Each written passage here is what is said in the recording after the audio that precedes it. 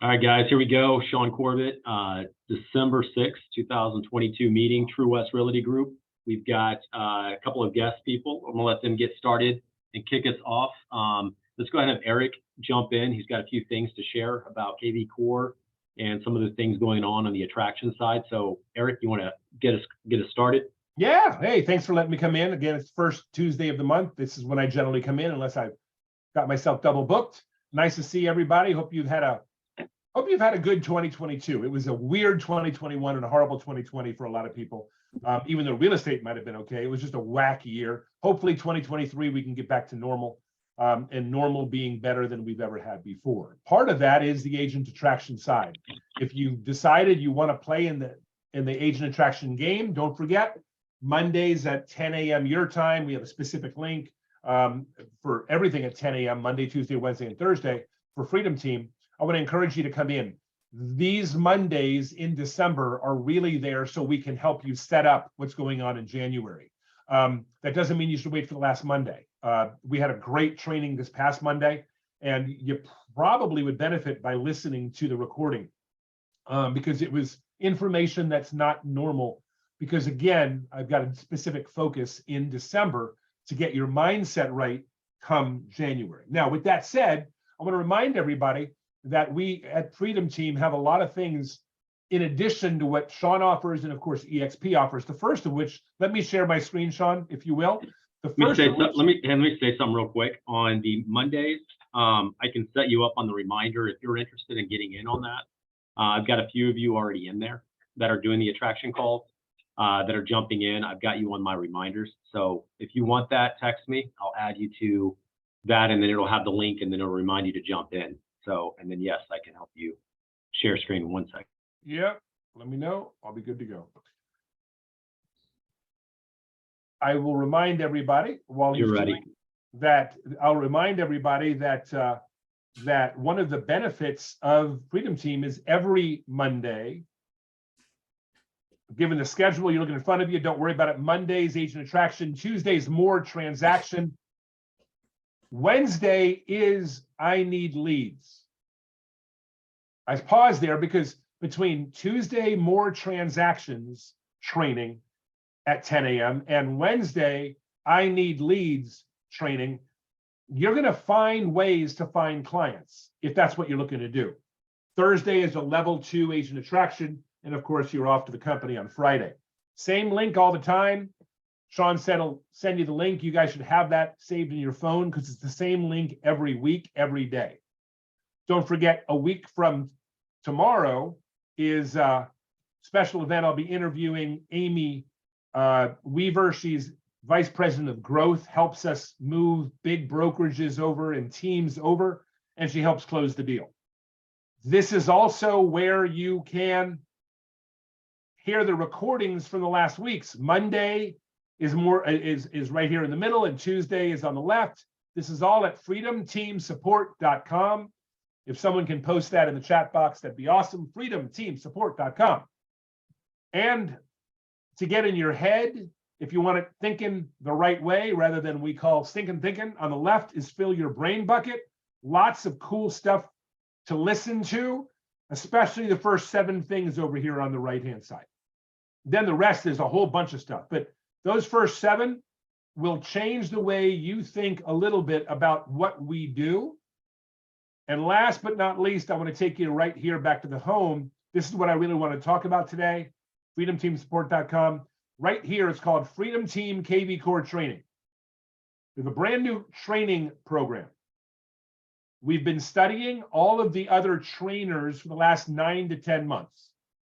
That includes the best of them, Sylvia Dana, and the worst of them. I won't mention certain names, but a couple of you have been talking to them recently. I'll leave it this way. What makes it best and worst is with Sylvia, she tells you right up front, all the things you have to do to make it work with your own KV Core website. But it'll work if you follow all of her systems. There's just a lot of them. The biggest problem with most of the other trainers is they make it sound like it's simple, but then they start training you to, you need this. And now, oh, by the way, you need this. And oh, by the way, you need this. And so we've studied all of them. and we've come up with what we believe is the best value for you to learn how to generate your own leads in addition to the ones you may get from Sean. Remember, the leads you get for yourself are 100% to you.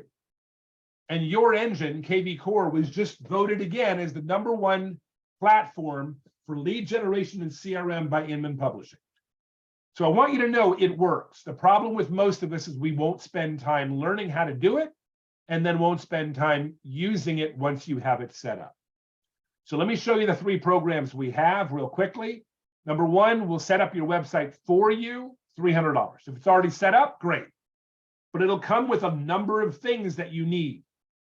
Secondly, a monthly program called KV Core Mastery, in which will help you set up things within it that are specific to your demographic, your price point, buyers versus sellers, the different social media you have. All of it is involved and it's personalized. It's $150 a month.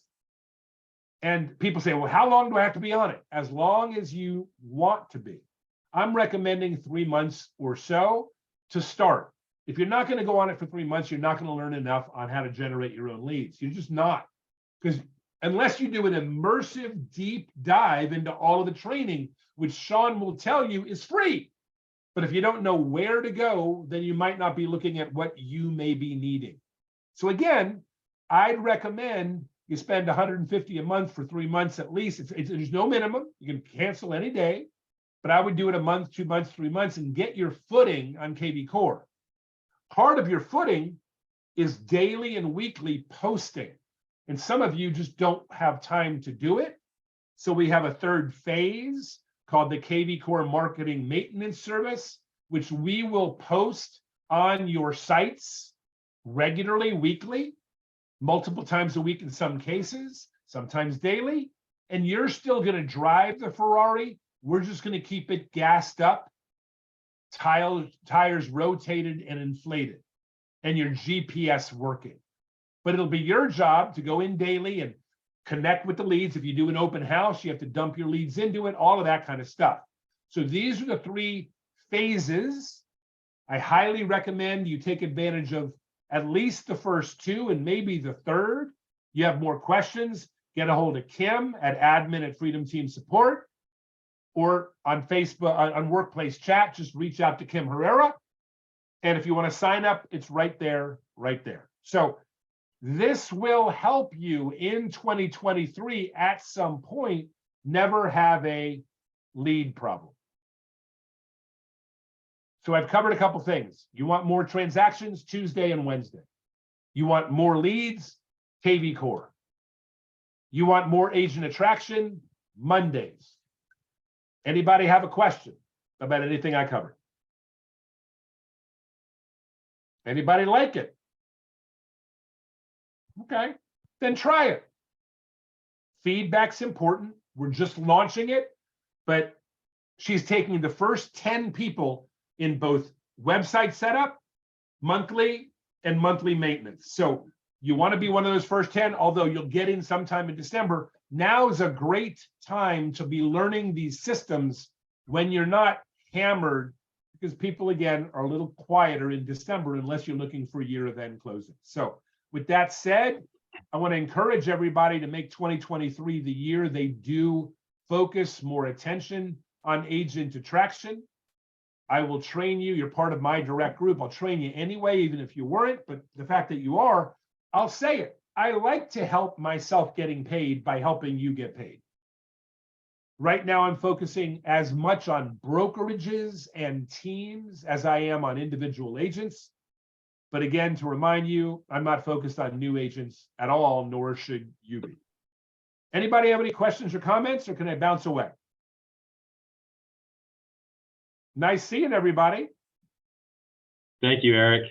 Good. I took some notes. I've got some of the things you said posted, so we'll get that updated. And then the KV Core training, I've had some of you ask about KV Core training in the past. We do have one in the Freedom Team that some of you have taken advantage of and used. This is going to take this a step further. It's going to be a lot more involved. We have a concierge hour every week. Again, every week we have a concierge hour at the moment, and that concierge hour is home. freedomteamsupport.com. It is at 11 a.m. Pacific, 1 p.m. Mondays. Every week, whether you use our system or not, KV Core help. But I'm going to recommend you try to use our system, $150 a month. If it generates one lead this year, it'll 3 times pay for it. So with that said, enjoy the rest of your week. If I don't talk to you, have a great month. I'm here to help with any of your EXP needs if Sean, by some chance, is not available, or, of course, outside of the things he focuses on. You guys have a great December. All right. Thank you, Eric. I appreciate it. All right. Next up, we've got Alex with RealScale. I know a lot of you are using that as a transaction service product. Really valuable for our group. Really good price. He's got some additional upgrades and things he's continuously doing. I have him on every 60 days or so to kind of share updates and things like that. Last one he did is promoting your closings. So it actually shows up in my social media, which I do have thousands in there, and it promotes you as the agent for closing transactions or getting things under a change of status, right? So that's a cool thing that he's added in there. He's got the ability to solicit feedback, connecting with your clients, and then there's an agent attraction piece he's been trying to build and work with. But I'll let Alex kind of give us some updates and share what value add we have now. So Alex, it's all you. Cool, awesome. Thanks for the floor. So yeah, the big update that we have is something that we've been working on for I think 8 or 9 months now. We've been developing an email integration. So one of the common problems that happens with transaction coordination is sometimes you just forget to send over the contract. You know, it's got a busy life, and sometimes those contracts just kind of sit there. So what we've been looking to solve is eliminating the process of having to send us the contracts manually. So we've solved that with our email integration, and I'm happy to say we've completed all the beta testing on this, and it's working out really, really well. So the way that this works is basically you're just going to log into our app. You're just going to sign in with Google. You've all signed into something with Google before, I'm sure. It's the same process. It's the same workflow. So you just sign into Google, and then what's going to happen is our algorithm is going to be looking inside of your inbox for new contracts. So it's already been trained on what contracts look like, and it's going to be parsing through your inbox. And if it finds a new contract, it then notifies your TC. So the system gets an email and says, hey, new contract found for this agent.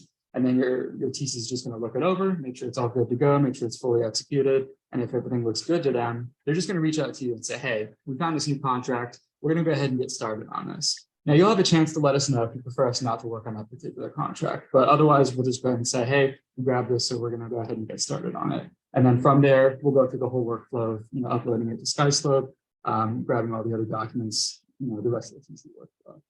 Now, the other cool benefit about this is that we're also training the system on other documentation. So, your surveys, your lead-based paint addendums, seller's disclosures, things like that. Our algorithm is then also going to be able to pull those documents in as well. So, it's somewhat common that, we're still looking for documents like an IABS, right?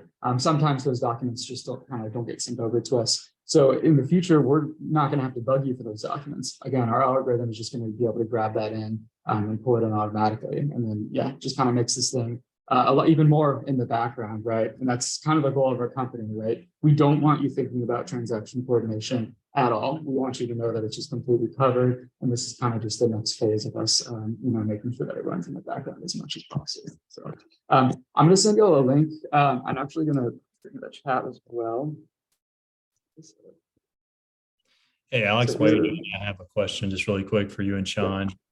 As you guys are making these upgrades and you're wanting to get more involved with the Google reviews and stuff like that, is it possible for you guys connect our direct realtor.com and Zillow review link so that the person that you're sending it to, like previous customer, whoever it is, client, they can review through that link instead of we can definitely set that up. So the way that the emails work is that we can paste in as many links as you like. So if you have Realtor, Zillow, Google, whatever it might be, just whenever you start your next transaction with your TC, just send them a link to those links that you like, and they can plug that in, and then those emails will have your links there. Okay, thank you. Yeah, so I think Sean has this pulled up. So it's a super easy process getting integrated. It literally takes maybe 1 or 2 minutes. So you'll just sign into the app, and it's probably the only time you'll ever really need to sign in for application. There's the sign in link there. You just sign in with your normal EXP Realty email, then you go to your profile, and then you're just going to scroll down. There's going to be a button that says sign in with Google. It may say enable your email connection. You just click that. There's going to be one little box that you need to check there. And then that's it. You're pretty much done. We'll just confirm on our end that the email integration is completely synced up. And then, yeah, the next time you get an executed contract, just keep an eye out for an email from your TC. Now, I do want to say, this is a new feature. We have beta tested it pretty thoroughly. It's about 98.5% accurate. We do sometimes miss contracts, and it's really related to what e-signature system that you're using. So, for example, Authentisign, we had a little bit of trouble catching documents that come in from Authentisign, for example. So, if you don't see us immediately reaching out, literally within like a couple of hours of you executing the contract, just keep in mind, sometimes we may miss it, so just fire it over. But most of the time, you should see us be able to kind of just grab it and get started immediately. I love it. Clever, Alex. So it will pull any and all of these type of documents, and then you guys on your end sort through what's relevant, what's not relevant. Yep. That kind of the way you simplify. It's not relevant, then you just ignore it. If it's relevant, Yep. add it into the Exactly. document back office, upload into SkySlope, and just continue to try to be more seamless. I like getting ahead of it. I think that's pretty advantageous. Any questions for Alex on the new setup that they're putting together to make this even more seamless? Yeah, just to clarify, so we'll get an email from the TC setting stuff like that. Yeah, so You're kind of breaking up a little bit. Let's just. oh yeah, sorry about that. Yeah, so whenever the system notifies your TC that you've got a new contract, your TC is just going to send you an email and going to say, hey, we found a new contract here. We're going to go ahead and get started on this. Thank you. Very cool. Awesome. Any other questions for Alex? You got any other updates for us, or we caught up now? We're caught up. That's the big one. So yeah, the next major step is that if everybody has a couple of minutes today or tomorrow to just jump in and go ahead and get that integrated, you'll be pretty much good to go. Hey, Alex, I had a question for you. Yeah. Do you know Rackspace? I've not heard of Rackspace, no. Okay.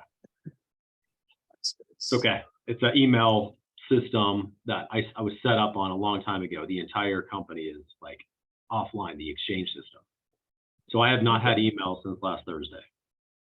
Oh, Very painful. interesting. Wait, so did EXP shift from? Nothing. No, it's nothing to do with EXP. It's Rackspace is just its own email system. EXP is fine. EXP email is fine, but I don't use that for sending and receiving. Mm-hmm. I use Rackspace. It's what I've always used. So Got that's it. an update for all of you. I do not have email until I get this thing resolved. I'm still working through it. Very, Okay. very difficult for me to run a business without it. So it's been very frustrating.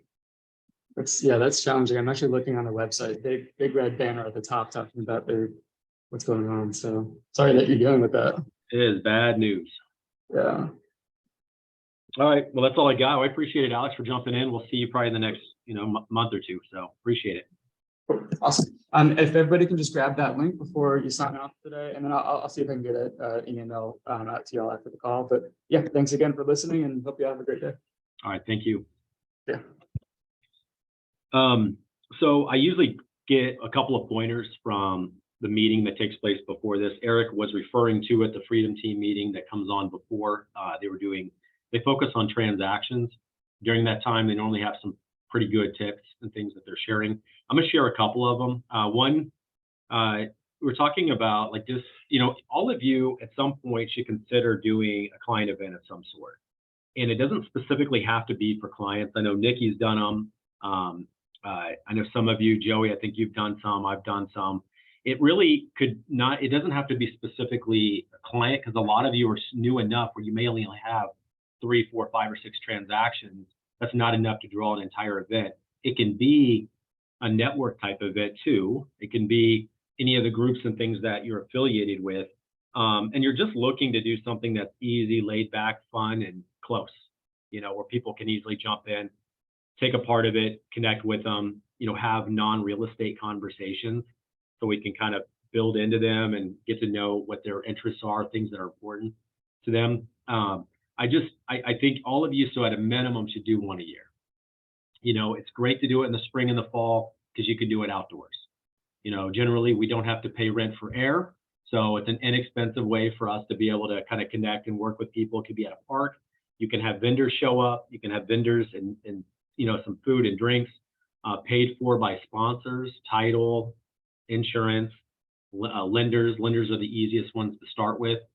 They'd be happy to be able to come out and kind of help host one of these events. I think a few weeks ago, I had Nikki talk about an event that she's done before. There's a lot of ways to do this. Easy way to connect with people. You can do it in your community. If you really want to isolate and be focused on a specific neighborhood, you can invite everybody in the neighborhood. You can try some of that as well.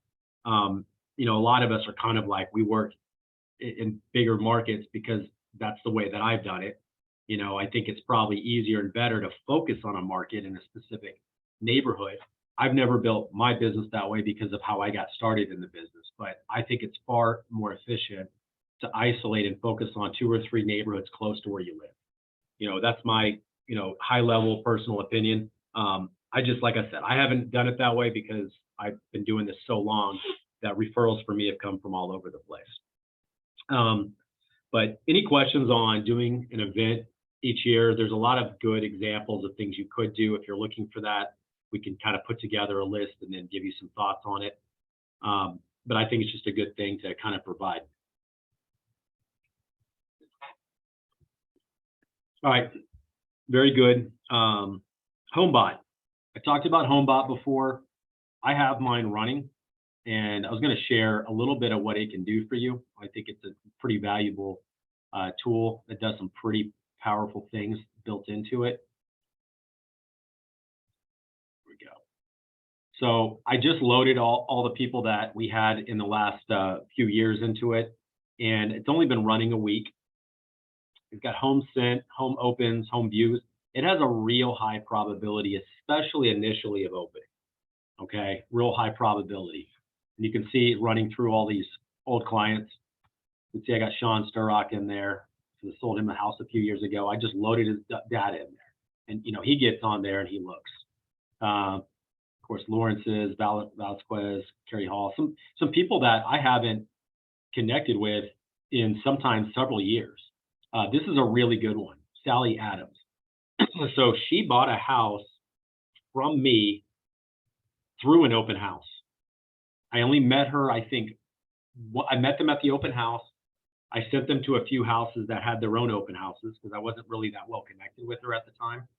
And then they found one. I showed them a house and they bought the house I showed them.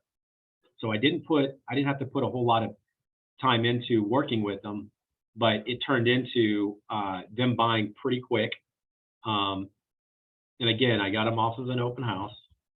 And then this is what actually comes to them in a link that they can open. So it actually shows their mortgage. And if they have a HELOC or anything else attached to the house, it includes that in there. Any loans that are recorded, it puts in there. And it shows them back in September of 2018 when I sold them the house. Their loan was $215. It doesn't tell you what they bought the house for. The focus here is equity, right? So we're looking for what that loan is and the outstanding balance. So it did the math and does the outstanding balance for them. And then they can even get in there and update it if they want. It was through Colonial, actually. Now I look back, that was Tom Schmirk. I know my mom remembers Tom. He actually had passed away suddenly. It was about 2-3 years ago now. But he actually did the loan for me, and it was through Colonial. But they're watching the market. They can kind of see it, some of the things that they can do. But there's some cool things in here. It talks about the ability to refi. They can do different options in here, and it immediately gives them the ability to refi and give them immediate feedback on it. So that's a lender option. And then it talks about if you pay more, principal buy down. A lot of people do that. Now this is kind of where it gets kind of cool. They purchase this new home based on the information they have available. They're living in a $200,000 house they bought. They are now eligible. They could buy something up to $600,000, or they could even keep their house and buy an investment property. And they evaluate buying an investment property somewhere they could qualify for $272. It's just giving them kind of a thing to think about they may not have been thinking about. And then they have the option to rent your current home that they live in now and buy another. Again, it's just giving them options and things to think about they may not have been thinking about. And then the exit if they just took a cash money right now after selling it, they could sell it and keep about $174,000. They have about 200,000 equity, so it's 25,000 or so cost to sell. So they're including that cost as well. And if your house has $200,000 of equity, what could you do? And then they talk about different loans and stuff you could pull out and pay down student loan that they can see on their credit report. Some really clever things. It really gives a lot of good detail information on here. I did partner with Eddie. Eddie was able to secure himself a partnership with me on this. So you have a lender partner, really good way to be able to connect with your lender partner this way. And then the last one, this one is a really cool one. It's not showing it, but short-term rental information. What would your house rent for each day? Again, people just don't think about these things. This is now the opportunity for us to put it in front of them and think about it. And man, I look back, I think it's only like 25 bucks a month or something. It's pretty darn cheap. So this is pretty powerful. And so far, I've gotten several already feedback saying, wow, that's really good information. And then I had one that is working on conversion now. They want to rent out their house and then buy a second before he makes the big move in about 2 years. So it could generate already an opportunity. Wanted to share what that looks like. Any questions on HomeBot? Anyone using it? I'm using it. I got about 5 or 6 clients set up with it right now. It's really cool. And it's good. What's the price on it, you said? I think like 20 a month or something. You really got to have a lender partner to get unlock all the benefits that I have. It'll give them home value and some basic things, but the bigger product you have to have a lender partner to get, and it's like $200 a month for the lender. So that's where the real cost is. And if you have a lender partner, it's not a split because they get to plug in their own customers. They get to market with you, and it's a benefit to them because now they can do what they're doing, right? A lot of this is finance driven. So that's where they're going to be interested in partnering. So I think it's like $20, $25. Do you know, Joseph, how much is it? Yeah, it's 25 a month for just an agent. And then I didn't know there was additional cost for the lender. But that's good to know. If you don't have an immediate lender partner from day one, they've got a pile of them that are interested in partnering. They want to partner with a number of agents, and they've opened themselves up. So you can click on another lender and throw them in there until you find a lender partner. So you can get full access quickly. You know, they want agents connected with them that can be plugging in their past clients for sure, right? So really powerful tool. I think I think I told you the story of how I even found out about HomeBot. I had an old lender that I bought my first house from, and he set this up like 6 or 7 years after I bought my house. Like he just went back into his old database, like, which is what I did, and then just started throwing everybody he closed a house with that they secured as the buyer side, because now they have a house they bought, and did that with all of them. And mine was one of them, and it was showing really cool information about my house. This is back probably 4 or 5 years ago. I hadn't even looked at it since. And then I've been getting emails from HomeBot to look at it again. I looked at it and I was like, wow, this is cheap for me. And I liked the data whenever I was looking at it before. So why not enroll all of my past clients, which is what I did. You know? So I like it. And I think even the clients give me pretty good feedback on kind of the data that's provided. I think it's pretty clever. You know what? I enrolled you, Mom. I put you in there. Yeah. You get the emails? Yes, I did. And I did. Oops. I'm talking. Oh, I am. Okay. Yes, I did. And I did like the information immediately. It was all very current and up to date and good information. So, and it even tells you things you wouldn't think about, like, you know, your short-term rental or, you know, what you could do, how much buy and sell value of what you could do, or, you know, just things that it would take. It'd be hard. Average realtors don't think that way. They just think about buying and selling. But being able to rent out and do those other things, it's an additional option that you can provide value to your clients. I think it's valuable. Okay.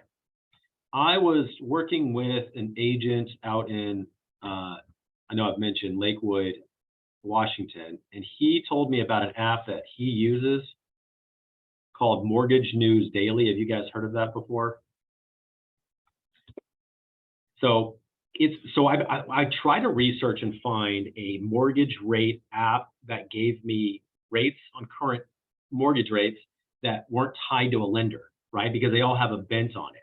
Or even like the one that comes up is, I forget what it's called, but it's basically, it's like a lending tree where they give you like 10 different rates, but they're really tied to getting the benefit of you securing a loan with them.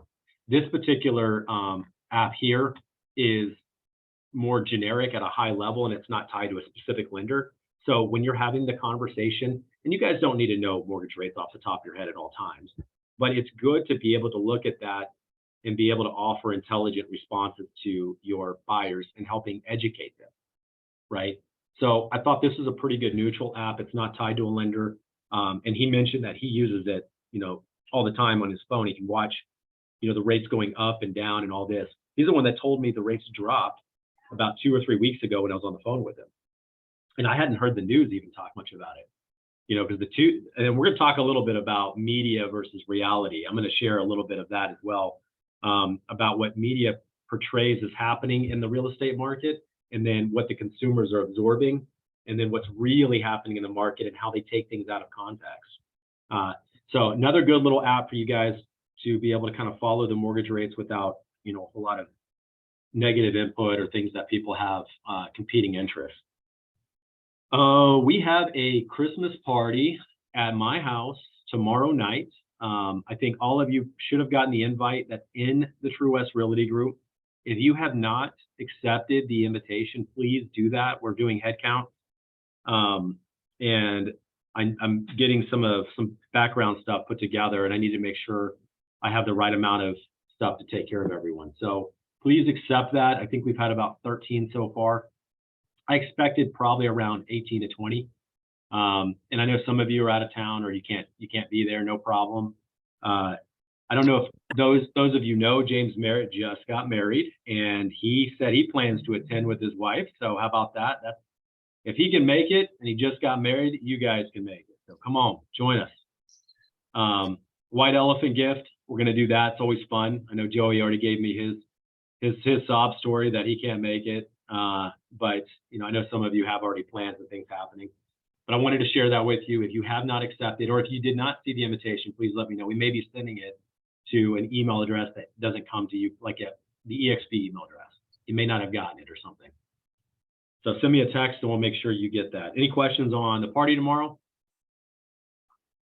I didn't talk dress code. You can do ugly sweater. I don't care. We've done that in the past. I think Joey's won some championships in that because he's gifted at finding ugly clothes. These are just my normal clothes. You can wear the cowboy jersey. I think that wouldn't be considered ugly sweater because I like the Cowboys. Not these days. They're easy to like right now, right? Because they're good. But you can wear an ugly sweater, no problem. I don't have any specific contests or anything. But if you business, I don't have to do business. Just casual is fine. Enjoy yourself. It's just going to be pretty light. We'll have drinks. We'll have fun. So that's tomorrow. You guys ever use Linktree? I finally got mine created. Finally. Let's see what we got here.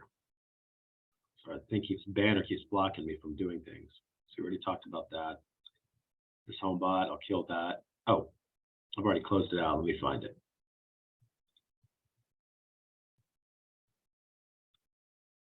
Let's see. I created a bit.ly. If you guys ever use bit.ly, it just truncates your complicated URL because this URL is not very attractive. So bit.ly truncates the whole thing. So there's my link, and I have that set up where I can send it from my phone. I finally have one created. So I think a lot of you know I'm doing podcasts. I've got the ability they can home search and go straight to the TruWest website. Real estate tips, I'm providing agent coaching. So I have this set up for me. For you guys, you can have links to how to stage a house, things to think about when you're buying, a lot of different things you can link them to and do a video link. And then I have the regular things at the bottom where you have LinkedIn, my webpage, email, all that type of stuff. So that's mine. Recommend you guys have that available. It's set up so it's easy for you just to send to people from your text or email. So any questions on that or any input? I set mine up too. It's like a digital business card. It's really cool. Do you use Linktree, Joseph? Yes, sir. Yeah, I like it. So Linktree has the ability to do it. I ended up going and trying to find a template, and that's what I did. I bought a template. It was cheap on Canva, or not on Canva, Etsy, right? Everybody knows Etsy. They do all little projects and stuff. So I bought one from them, and then they took me to Canva so I could edit it. And I went through all these other steps, and I find out that what I created, basically, I don't need Linktree for, because that's what it is. Because I created my own links and everything. So I used Canva. I used a template on Canva, and I know Michael's talked about Canva quite a bit. You have the ability to just kind of custom it and do whatever you want with it. So this is all done through Canva. Wow. Okay. Yeah, I have Canva too. That's interesting. Canva's free. You guys should all use it for creating little marketing stuff. It's pretty easy to use. Most of it's pretty straightforward. You guys have ever played around in PowerPoint or those type of things growing up, going to college? Canva is the same kind of thing. You can edit all the fonts, you can change the sizes, and Canva makes it real easy to line things up, because it lines it up at every little space, so you know where you're kind of moving things. Anyway, so thought it was worth sharing. I think all of you should have at least some type of easy way for them to connect with you, and this is what I put together. All right, that is all I've got for that. Next thing I want to share, any last questions or anything on any of this?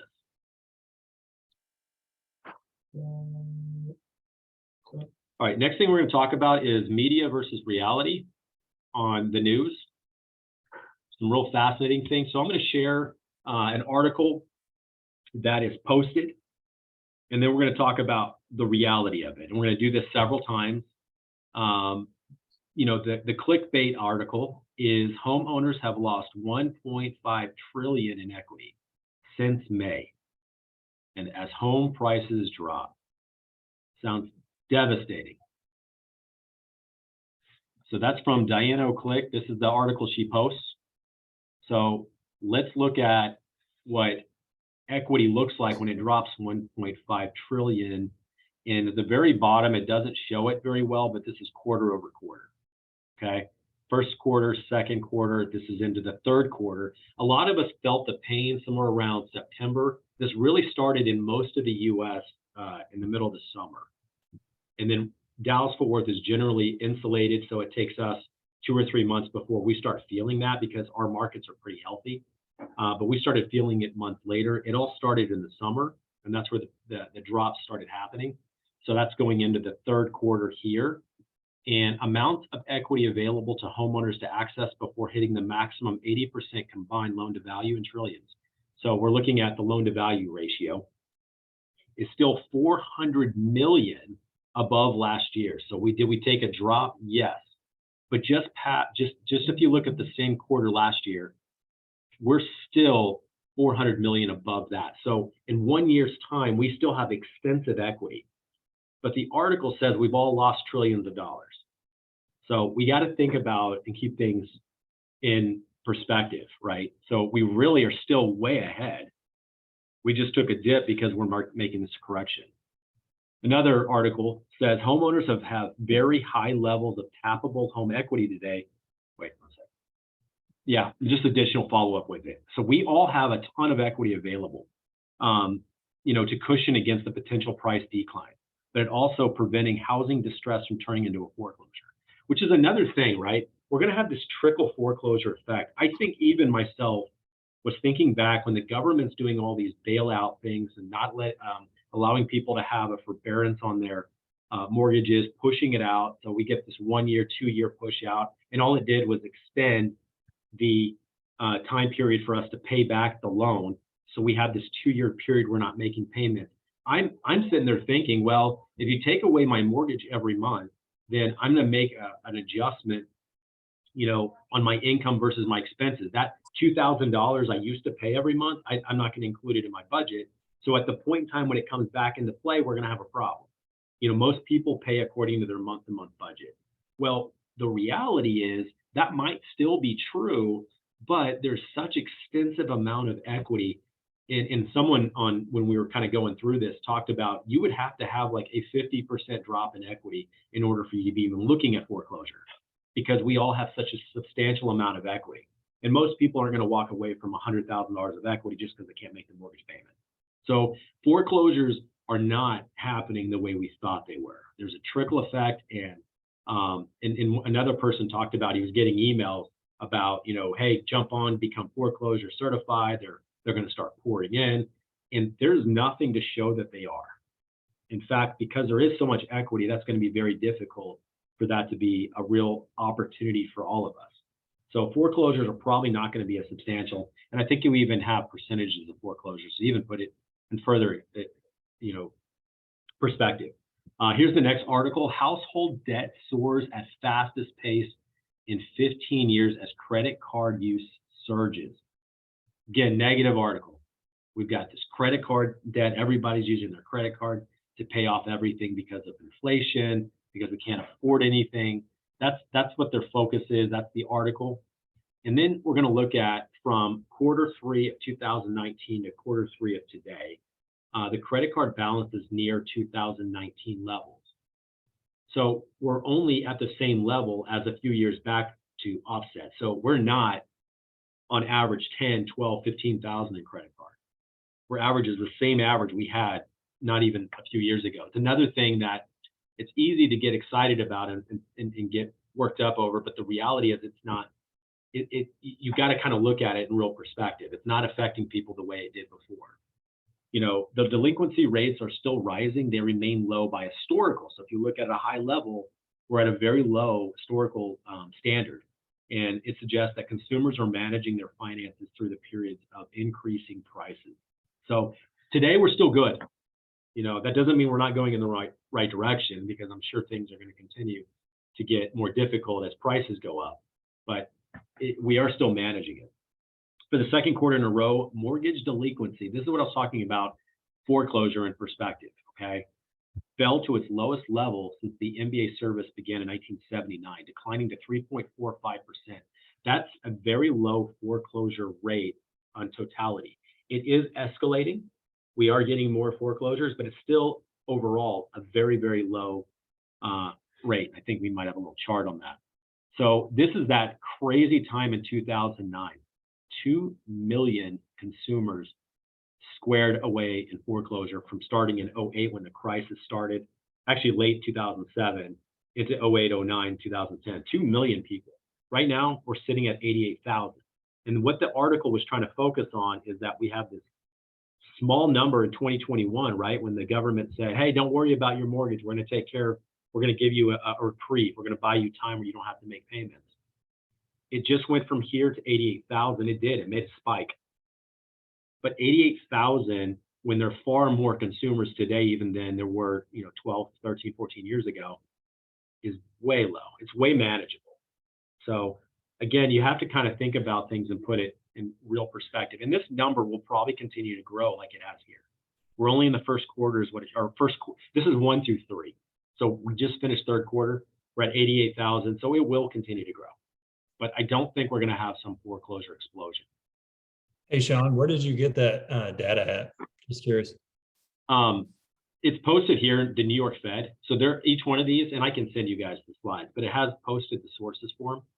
And you know what's really good? I want you all to think about, like, these are real good things that you guys can do a short video on in your Facebook, right? Or any of those, where you can talk about, here's what the news is saying, but I want to make sure we put things in perspective. This is the reality. Media likes bad news, and they can take a hyper-focused thing that's bad, because this massive jump from 2021 to 2022 percentage-wise sounds horrible, but overall, it's incredibly manageable. Okay. Answer your question, Joseph. You got the links at the bottom. So yeah, I can give you this. Yeah, I'm going to share some of these. So yeah, I appreciate that.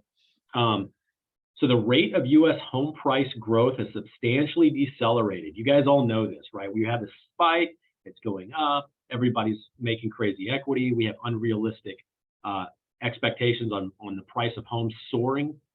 And then and then the article focuses on where we had the house prices as of, a few months ago has now started decelerating. And this deceleration is widespread, with about 1/3 of all states and metropolitan statistics area registering annual growth below 10%. Okay, that's annual growth of the house originally in January to what it's worth today. 10% is a stupid high number. To say that we're registering less than 10% like that's a bad thing is really myopic. And you should be ashamed of yourself calling yourself an economist, because that's incredibly misleading. September 2022 year-over-year house appreciation was up 11% for the whole year. Okay, that's overall the whole thing. He points to specific markets that are less than that, and then he goes over here percent change year over year, and he's showing we got these drops, but this is percent change of home price value from where that house was 1 year prior. So even at September of this year, we're still 11.4% higher than it was September of 2021. Okay, so even with all these drops, our value of our house, even though the market is decelerating, our value of our house is still over 10% more than it was a year ago. We're just making a correction. Have home values hit bottom? This is where we look at 2022 month over month change in median home values, right? So this is where we hyper focus and look at the drops in values of homes as they're happening each month. You're still soaring, right? January, February, March. Then it started coming down. This is over the nation, not Dallas-Fort Worth. I think Dallas-Fort Worth felt this again 2 or 3 months later, because we were not drop in value in April and May. We were all there, and it was very painful still writing offers during that period of time. But it's showing over the whole course. So now we're looking at a negative 1% of year over year, a month over month. So that's July compared to month over month prices from July or from June. And then again, August, it dropped 1% from July, and the September 0.5% from August. So you can see these drops. And now that drop, are we hit rock bottom? Well, it's starting to come back up, right? So we have this market correction. And now that we've adjusted, now it's starting to rebound to where hopefully we have a fair playing field for both buyer and seller. That's where we're looking for. That's where everyone has a chance in the game. Sellers don't own the market, buyers don't own the market, but it's starting to come back, and it's starting to come back the right way. Home price appreciation has slowed in all 50 markets we track, but the deceleration is generally more dramatic in areas that experience the strongest peak of appreciation rates. I'll put this in simple terms. You guys know that Dallas-Fort Worth had an incredible opportunity, 20 to 2022. It's right here, 51% boost in appreciation. That's incredible, right? In 2 years. Where the prior period of time, 17 to 20, we only appreciated 9%. So we had this extreme boost, which means that when the market comes back and does correction, we're going to probably see a heavier hit against that because we exploded so fast. That's why our market shut down so fast, right? Because we exploded in value. And it's pointing out like Atlanta and Charlotte and Dallas, all these had extreme periods of time. And then during the same period of time in September, you can see the drops, 2% month over month drop in appreciation in our market was what we showed in the top 20 cities. It's starting to show that. And then he actually narrows it down even more, where we show last month, this month, we still have big adjustments because we shot up so much in value. So again, we're not hitting a rock bottom. We basically lost 6 months of time, not 10 years of time, not 15 years of time. It's a short amount of time that the market had readjusted itself. So it's a pretty small market. As Fed continues to move interest rates higher, mortgage financing continues to be more expensive, housing becomes less affordable, giving the continued prospects for a challenging macroeconomic environment. Home prices may well continue to weaken. Again, we're writing negative news. We're focused on interest rates. We're looking at houses being so unaffordable. No one can buy houses. Everyone's going to be homeless. It's just it's a charge of just negativity. And, and here's the reality, right? If we drop 5% on our current value homes, I mentioned that before, we're losing 6 months of market appreciation time, 5% drop. If we drop 10%, we go back to October of 2021. All the way down, if we drop 25% of our value, we're sitting at the value our house was worth a little more than 2 years ago.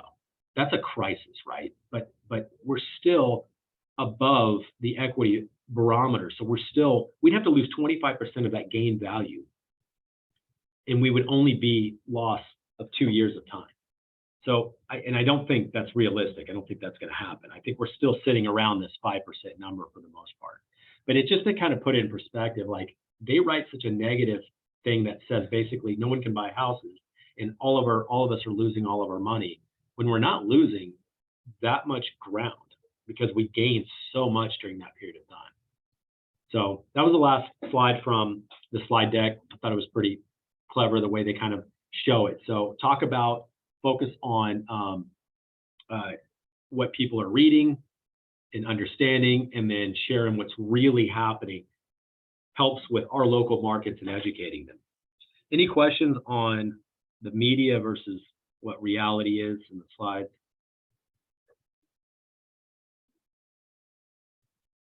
Wish we could get out of it. Yeah, I'm experiencing a lot of that. I'm seeing a lot of that with my potential buyers. And so I would love to share a lot of that info on my Facebook page to kind of ease their minds. Okay, I will post that. Let's see if I can post that slide. I'll post it right now in Workplace. I got to figure out. I think I have to do it as a file. I'll figure it out. I'll get it posted. But I'll post that slide deck, and you can use and then pull out and then rewrite, make it clean. Look up the source where it's at, and then you can even screenshot it right off of their page. Same thing with you, Joseph. I think it's just cool to put things realistically in perspective, because I think we have this sensational media journalistic deal where we just focus on extreme negative in order to get any interest, because we're so driven by clicks and likes and things like that we stay away from truth and facts. I think it's a bad problem. So I'll put that on there. Any other feedback or anything? I feel like saying that homes are falling in value like that is like the same. It's like the same concept with the FTX stuff. It's like like how they value some of those like Doge coins and stuff at like way higher just because people are buying them like crazy. It's like you have to kind of expect it to come down. You can't compare it to when it's like you showed like 50% over in the past year, like, or whatever it was. I love it. Tara, why don't you share your success story? Come on, share it. Talk to us. It's funny because going into this, everybody says SOI, SOI, SOI. But I was like, I know a lot of people, but I don't know. I didn't feel like I was going to get a lot. So I really started sharing on my Facebook. And I had a good friend call me up and she was like, hey, my dad wants to look into buying a house. And I was like, okay. Didn't think much of it. Went through the process. And Eddie got back with me and he said, he's approved for so-and-so. And I'm like, okay, cool. Still didn't think much of it. I got him. I showed him my house the next day. And by the next day, Joey, we were under contract. And hoping to move very, very fast on the close. Very good, Tara. Great job. And I'll give you a tip. If a buyer goes through and the lender calls you and says they're good for this amount, that's a 70-80% opportunity, right? That means they're probably really going to do this. No one goes and looks for a loan if they're not ready to do something. So the fact that they went through that, just letting you know, in the next opportunity, if Eddie or whoever your partner is connects them and they get that far in, then you're in a really good shape. Definitely get them out and look at houses. If they can do the painful part of qualifying, everybody loves the emotional part of looking at houses. So of course. Yeah, very good. I love getting those success stories. Great job, Tara. Now you can post some of this stuff and be a real expert. Yeah, that's what I'm looking forward to. And if y'all see videos or anything that I talk to that would be of value to you, because I'm posting a lot of content and I'm not really promoting it yet. I'm still kind of in my early phases, but a lot of these things that I'm creating is specifically for you guys to benefit and share with your clients on how to do something, improve their opportunities or even improve what you're doing when sharing with them. So, you're welcome to use any content that I create. It's available to you guys. All right, do y'all have any agent scenarios?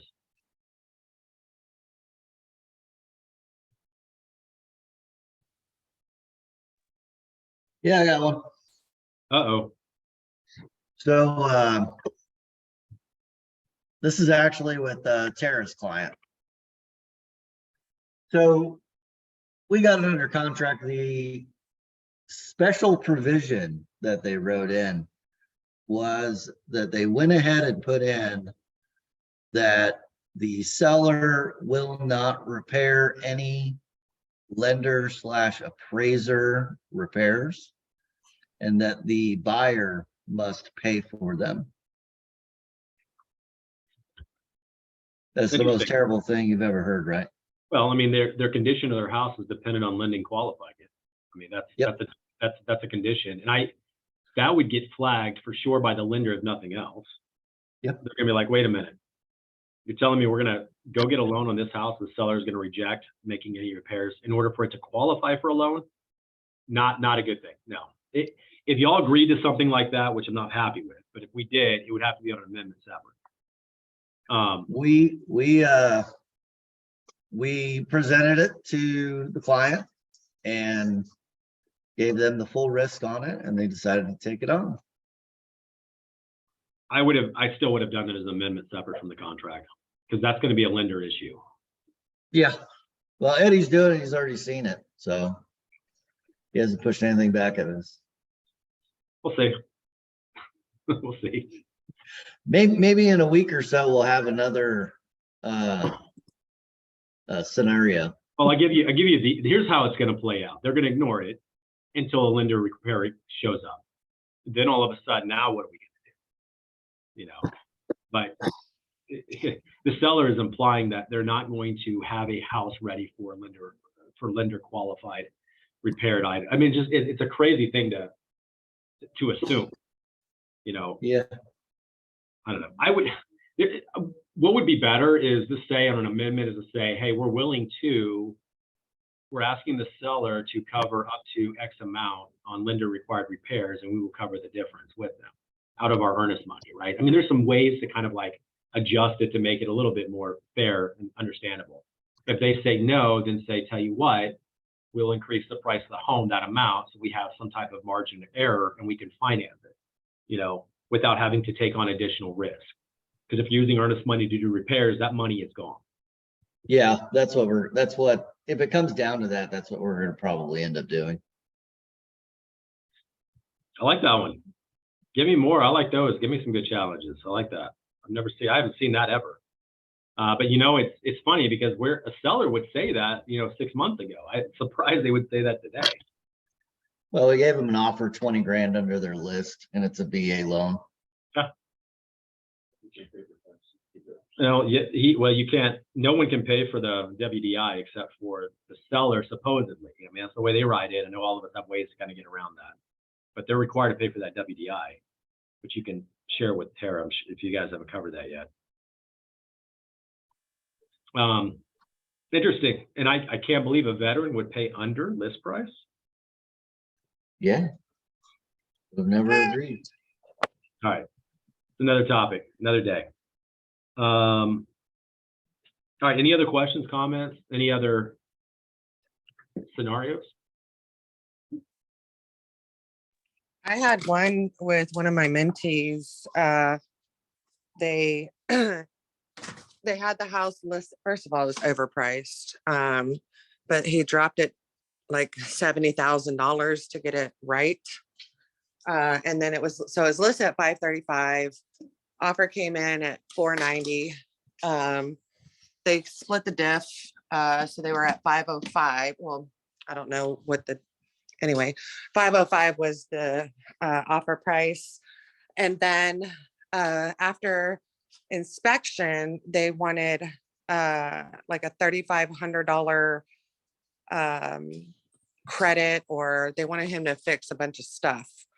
And I was just like, well, I mean, I personally, you went 10,000 under what the market supported. So I would tell them that if they want 3,500, then increase the sales price by 3,500. And they said, oh, well, we'll increase it 3,500 if you give us 4% buyer's commission. I'm like, no. You asked for 3,500 and our counter is, we'll give you 3,500 if you increase the offer price. We're not gonna do 2 for 1 here. We're not doing 4% commission plus 3,500 towards close. No. So they went back and they offered 3,500 as long as the list price or the offer price was increased by 3,500 and they agreed to it. Are you on the list side? Yes. Yeah. Why don't you ask them next time to write the amendment that says that? See what their buyer says. Oh, yeah. Well, the funny, That's exactly what I was thinking. Oh my let- gosh. Yeah, so wait a minute, you're negotiating against your buyer, just so you know. And by doing that, why don't you have your buyer agree to pay you an extra $3,000 or $4,000 from them and make sure they're okay with that? And then they Let can now present that. hell, the mentee is the seller and the buyer is the buyer's agent. No, I got you. Oh, the buyer's, oh, okay, well, yeah, okay, okay, I get you. No, we're not playing this little game of ring around the rosy. No, You didn't mention that. It makes Sorry. it sound like the buyer agent's working against the buyer, but they're the same person, so. I got right. Sorry, I should have given you that you. very important information. Like, let's put that on the table. Let's see what your buyer thinks of that. Okay. Yeah, because like I did tell him, you know, in that kind of scenario, I really don't think that a seller and or a buyer would be willing to make up that difference. Not to mention, like, if she was representing an actual buyer and not herself, I really don't think that her buyer would appreciate that. Well, let me give you guys a free tip on if you're buying your own home, you're eligible to take your commission and apply it to the purchase. And money that you apply to the purchase with your own commission can be non-payable as commission and can apply towards cash needed to close the property. So if you had a minimum of 5% to close, you could ask for 5% commission, 7% commission, it doesn't matter. And the way to do this is we determine and negotiate to a bottom sell price, what we all agree is acceptable, and then we gross up the sales price, the additional commission, and then the seller doesn't care because it's your own money.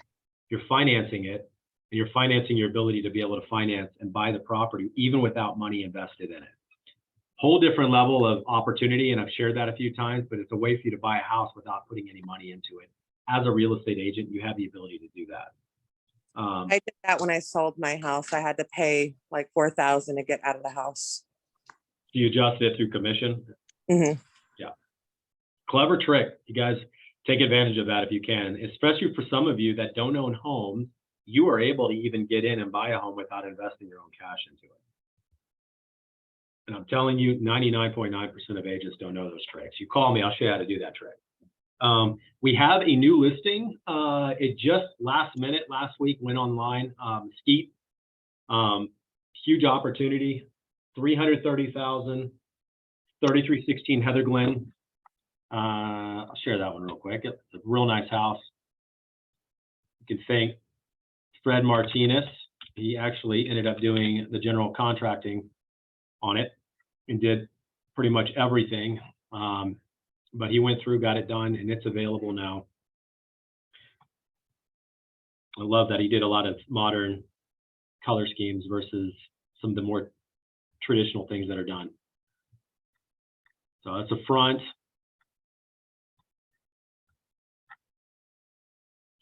Got accent walls like that to the black door to make it striking and clean. That's wood tile, and it had to be wood tile because it has that sunken feature, which makes it impossible to do vinyl plank, and we don't want to carpet it. So we went with wood tile in order to be able to cut around the edges and finish that out. Has a bar back here, even put the siding on the front, give it that clean look. Sean, where's this at? Mesquite, 330,000 Mesquite. It's a 4-2 with a 1 car, but it has the extra square footage. It's over 2,000 square foot. It's actually pretty big. Okay. Also Unit. has a separate little coffee bar in there. It does. Has a separate coffee bar in there. I know Shane helped us with staging. Got the beam board back in the bathroom. Just a little bit more touches and stuff that we put into this that we normally wouldn't. This is that. It's not a bedroom, it's a flex space. So there's your 1-car conversion. Then it has a shed in the back as well. So anyway, that one's available for open house. Anyone else have a house they want to share real quick?